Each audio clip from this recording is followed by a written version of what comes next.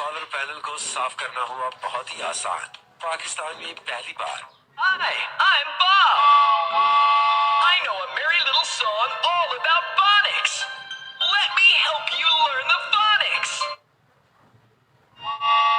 Bob the Train. Hi, kids.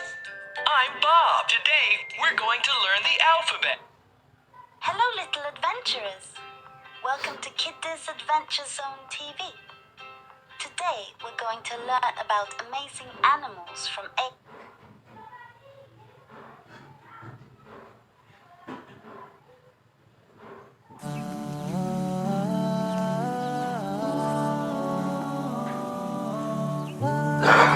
A.